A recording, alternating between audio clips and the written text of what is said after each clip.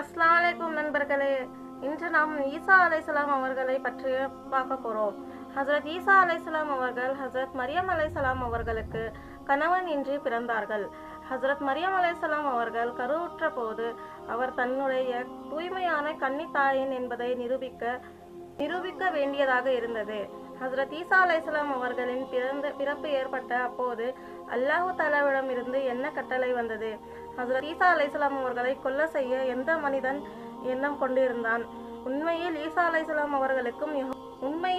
அலைஹிஸ்ஸலாம் அவர்களை யகூதிகள் தான் கொலை செய்தார்களா?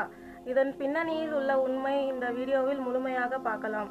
வீடியோவை முழுசா பாருங்க. ஹஜ்ரத் ஈசா அலைஹிஸ்ஸலாம் அவர்கள் பனி இஸ்ராயில் கடைசி மற்றும் சிறப்பு வாய்ந்த நபி ஆவார். ஹஜ்ரத் முஹம்மது ஸல்லல்லாஹு அலைஹி வஸல்லம் அவர்கள் ஈசா அலைஹிஸ்ஸலாம் அவர்களுடைய வெறும் 571 ஆண்டுகளுக்கு வித்தியாசமானவர். தங்களின் தாயின் பெயர் மரியம் பின்தே இப்ராஹிம். ஹஜ்ரத் யாயா அலைஹிஸ்ஸலாம் அவர்கள் தங்களின் சித்தி மகன் ஆவார். வயதில் தங்களை விட சிறியவர். ஹஜ்ரத் மரியம் அலைஹிஸ்ஸலாம் அவர்களின் ஹஜ்ரத் ஜிக்ரியா அலைஹிஸ்ஸலாம் அவர்கள் வளர்த்தார்கள். இவர் ஹஜ்ரத் மரியம் அலைஹிஸ்ஸலாம் அவர்களின் சித்தப்பா ஆவார். ஹஜ்ரத் மரியம் அலைஹிஸ்ஸலாம் அவர்கள் தனது இளம் வயதை அடைந்த போது அல்லாவிடம் இருந்து கட்டளையின் பெயரில் மலக்குகள் தங்களிடம் வந்தார்கள். தங்களிடம் கூறினார்கள், ஹே மரியம், அல்லாஹு தாலா தங்களுக்கு கலிமாவின் கனவு அளிக்கிறான். அல்லாவிடம் இருந்து வருவான். அவன் பெயர் மைசின் பின் மரியம். உலகில் மற்றும் இறுதி நாளின் உதாரணமாகும். தாயின் கையில் இருக்கும் போதே அவன் பேசத் தொடங்கி விடுவான். அவனின் வயது முழுவதையும் அவன் நேக்பந்தாவாக ஆவான். ஹஜ்ரத் மரியம் அலைஹிஸ்ஸலாம் அவர்கள் மலக்குகளின் பேச்சை கேட்டு அதிர்ச்சி ஆனார்கள். ஏனென்றால் தங்களின் இன்னும் திருமணம் நடக்கவில்லை. அப்படிப்பட்ட நிலையில் தங்களுக்கு ஒருவேளை குழந்தை பிறந்தாலும் மக்கள் தங்களை வசப்பாட ஆரம்பித்து விடுவார்கள் என்று கவலைப்பட்டிருந்தார்கள். அப்போது நான் என்னுடைய தூய கன்னி தன்மையை எப்படி நிரூபிப்பேன்? அல்லாஹு தாலா கூறினார்கள், மரியம், கவலைப்படாதே, உன்னுடைய குழந்தை இதன் பதில் அளிப்பான். அல்லாஹு தாலா அனைத்து பொருட்களின் மீதும் குதிரத் வைத்திருக்கிறான்.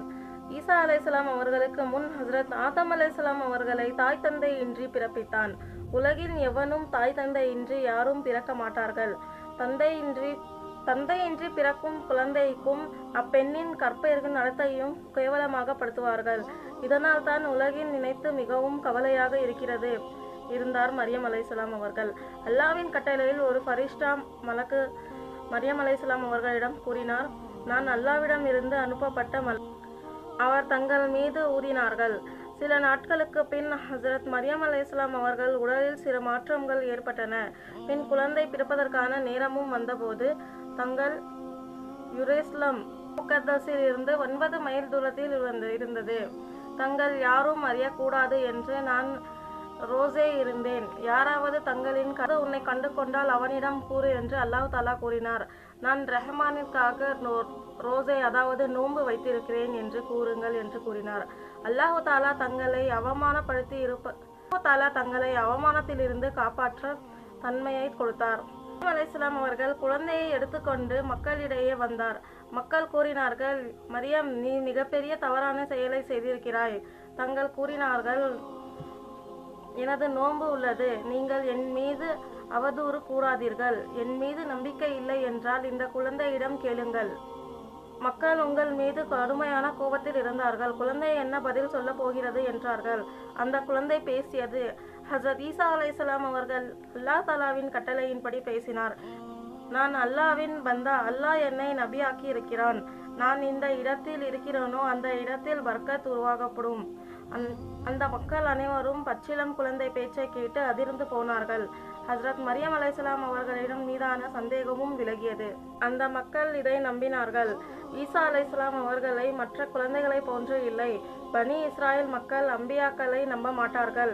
நம்பினால் அதை பெரிதாக்கி விடுவார்கள். இவர்கள் ஈசா அலைஹிஸ்ஸலாம் அவர்களை குதாவின் குழந்தையாக கூற ஆரம்பித்தார்கள்.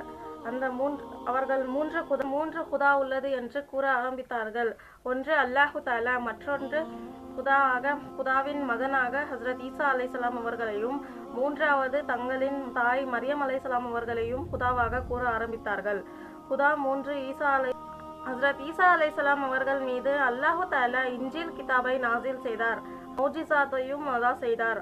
நபித்துவம் மற்றும் மௌஜிசாத் கிடைத்ததற்கு பின் என்னுடைய ரப்பின் கட்டளையின் பேரில் பிறவி குருடனையும் தொழுநோயாளையும் குணப்படுத்த முடியும் என்று கூறினார்.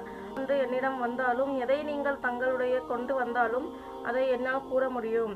அந்த சமயம் ஹக்கீம் மற்றும் மாந்திரிகர்கள் செய்பவர்களின் ஆதிக்கம் அதிகமாக இருந்தது. இதனால் தான் அல்லாஹு தாலா தங்களுக்கு இந்த ஆற்றலை கொடுத்தார்.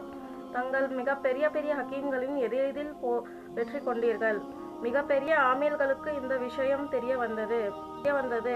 அவர் ஹஸ்ரத் ஈசா அலைஹிஸ்ஸலாம் அவர்களிடம் ஒரு பிறவி குருடனையும் தொழுநோயாளியையும் இருவரையும் அழைத்து கொண்டு வந்தான். ஈசா அலைஹிஸ்ஸலாம் அவர்களிடம் கூறினார், இந்த இருவரையும் குணப்படுத்தி காட்டு என்று. ஈசா அலைஹிஸ்ஸலாம் அவர்கள் தங்கள் கைகளை அவர்கள் மீது மெதுவாக தடவிவிட்டார்கள். அல்லாஹு தாலாவின் பரசால் அவர்கள் இருவரும் குணமாகிவிட்டார்கள். அந்த இதை நம்பவில்லை. உங்கள் மீது ஈமானும் கொண்டு வரவில்லை. சிலர் கூறினார்கள், இது மாயாஜாலக்காரன் என்று கூறினார்கள். ஹஜ்ரத் ஈசா அலைஹிஸ்ஸலாம் அவர்கள் கூறினார்கள், அல்லாஹ் என்னுடைய ரப் மற்றும் உங்களுடைய ரப்பும் அல்லாஹ் தான் என்று கூறினார். அல்லாஹ்வின் இபாதத் செய்யுங்கள், இது சரியான வழி ஆகும். யஹூதிகள் ஹஜ்ரத் ஈசா அலைஹிஸ்ஸலாம் அவர்களுடைய இந்த பேச்சை கேட்கவில்லை. காலங்கள் கடந்தன. ஈசாய்கள் பல குழுக்களாக பிரிந்தனர். இதில் சிலர் தங்களை குதாவின் மகனாக ஆக்கினார்கள். சிலர் தங்களை 3 குதாக்களில் ஒருவராக எண்ணினார்கள். ஈசா அலைஹிஸ்ஸலாம் அவர்கள் மீது ஈமான் கொண்டு வர எந்த குழுவும் சேரவில்லை. அல்லாஹ் இவர்களை பற்றி கூறுகிறார், இதில் பலர் காஃபிர் ஆகி விட்டார்கள். இதில் சிலர் மரியம் அலைஹிஸ்ஸலாம் அவர்களை தங்களின் குதாவாக்கி விட்டார்கள். பனி இஸ்ராயலில் மசி மக்களிடம் கூறினார்கள், நீங்கள் அல்லாஹ்வின் இபாதத் செய்யுங்கள் என்றும் அல்லாஹ் என்னுடைய ரப் தங்களுடைய ரப்பும் அவரே என்றார். நபித்துவம் கிடைத்து 3 ஆண்டுகள் வரை தங்கள் மிகவும் கடுமையாக தப்லீக் செய்து கொண்டிருந்தார்கள். தங்களுடைய சில தோழர்களை அழைத்து ஷாம் தேசத்திற்கு சென்றோம். அங்கு சில மிஸ்ரிதாலா சென்று தப்லீக் செய்து கொண்டிருந்தோம். பல ஆண் பெண்கள் அனைவரும் இவர்களின் பேச்சை கேட்டு இவர்கள் மீது ஈமான் கொண்டு வந்தார்கள்.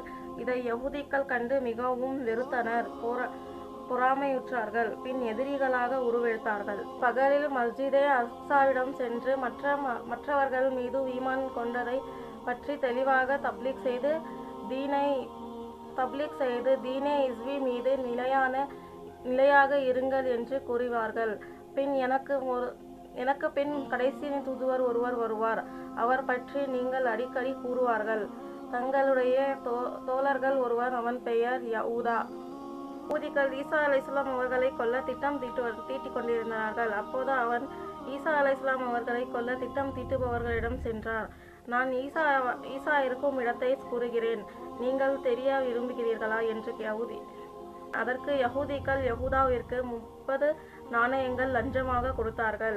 அவன் தங்களின் இருப்பிடத்தை கூறிவிட்டான். யஹூதிகள் ஈசா அலைஹிஸ்ஸலாம் அவர்களை கொல்ல ஒரு மலையில் சென்றார். அங்கு தாங்கள் ஒரு குகையில் இருந்தனர். யஹூதாவும் உங்களுடன் இருந்தான். யஹூதிகள் இங்கு வந்ததும் அல்லாஹ் பாக் தங்களை உயிரோடு வானில் எடுத்துக்கொண்டார் மற்றும் யஹூதாவின் முகத்தை அழித்து விட்டான். ஈசாவின் முகத்தை அழித்து விட்ட அல்லாஹு தாலா ஈசா அலைஹிஸ்ஸலாம் முகத்தை யஹூதாவின் முகமாக மாற்றிவிட்டார். யஹூதா ஹஜ்ரத் ஈசா அலைஹிஸ்ஸலாம் அவர்கள் என்று நினைத்து சிறை பிடித்தார்கள். கதறினான், நான் ஈசா இல்லை என்று. அவனின் பேச்சை யாரும் கேட்கவில்லை. அவனை பிடித்து சூழில் ஏற்றிவிட்டனர். யஹூதிகள் எண்ணினார்கள், ஹஜ்ரத் ஈசா பின் மரியமை கொன்றுவிட்டோம் என்று. அவன் அல்லாஹ்வின் ரசூல் என்று கூறினான். உண்மையில் என்னவென்றால் அவர் யஹூதிகள் கொல்லவில்லை, அவர் சூழியில் ஏற்றவும் இல்லை. அல்லாஹு தாலா யஹூதிகள் ஹஜ்ரத் ஈசா அலைஹிஸ்ஸலாம் அவர்களை கொல்லவும் இல்லை, அவரை சூழியில் ஏற்றவும் இல்லை. அல்லாஹு தாலா தங்களை தங்களிடமிருந்து உயிரோடு எடுத்துக்கொண்டார். இவர்கள் யஹூதியின் சவத்தை பார்த்து கூறினார்கள், முகம் மசி போன்றே உள்ளது, ஆனால் உடல் முழுவதும் தங்களுடன் தோழர் போன்றே உள்ளது. இவன் மசி என்றால் அவன் எங்கே? அவன் இந்த மசி எங்கே? குர்ஆனே பாக்கில் கூறப்பட்டுள்ளது. யஹூதிகள் ஏமாந்து தன்னுடைய ஆளையே சூழியிட்டார்கள். ஹஜ்ரத் ஈசா அலைஹிஸ்ஸலாம் அவர்களின் அல்லாஹு தாலா வானில் எடுத்துக்கொண்டார்கள். அல்லாஹு தாலா முன்னரே கூறியிருந்தார், தங்களின் வானில் எடுத்துக்கொள்வேன் என்று. எதிரிகள் அதை நினைத்து கொண்டே எதிரிகள் இதை நினைத்து கொண்டே ஒருவித பதற்றத்தோடு வாழ்கிறார்கள். ஜஸாக்கல்லாஹ்.